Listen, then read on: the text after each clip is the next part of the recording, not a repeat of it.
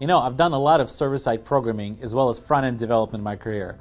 And server-side programming is a lot of fun. I can't deny that. I enjoy it. But I've always felt there's something really special about being involved in a part of the project that the end user, the guy you're doing all of this for, is able to touch and experience.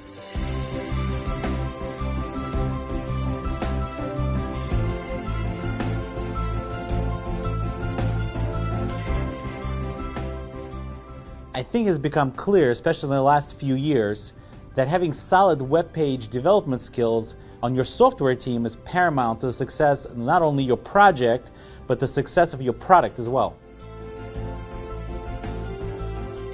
The software industry has become a pretty competitive place, and if you have built an amazing service that solves somebody else's problem, the last thing you want to do is not pay attention to how skillfully you deliver that service to your end users. To give you an example, suppose you spent a year designing and manufacturing a new smartphone, and you have an excellent product, the next iPhone killer. But then you hire a distributor that doesn't take care of packaging and delivering very well.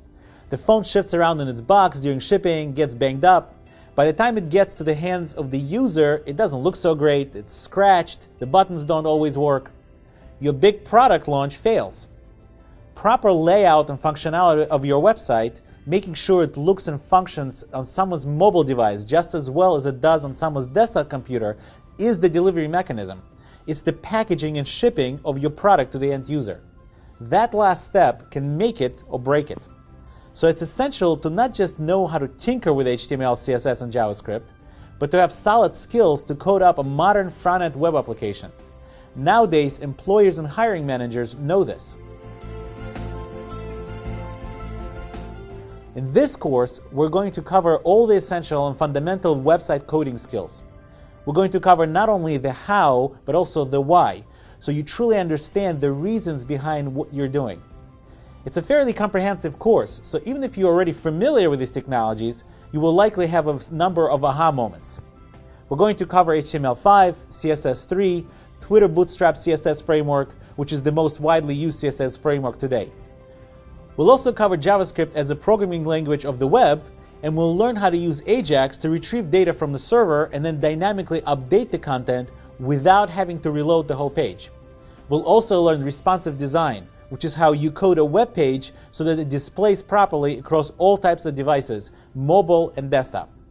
Now, even though this course is part of the Ruby on Rails specialization, we've designed this course in such a way that it can be taken independently. So no Ruby on Rails knowledge is needed to complete this course.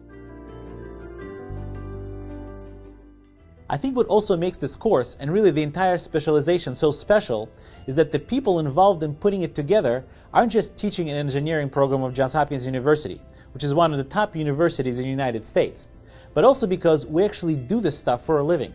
We all deal with real customers and real code every day. And this is why I think the coolest part of this course is that after learning the fundamentals, we're actually going to take a field trip to one of the local businesses here in Baltimore, which doesn't have a good website, take down the requirements, and build a real website for that business from scratch.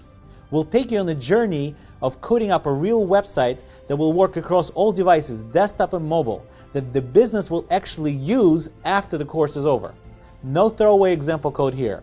Real stuff. By the end of the course, you will be able to do something similar all by yourself.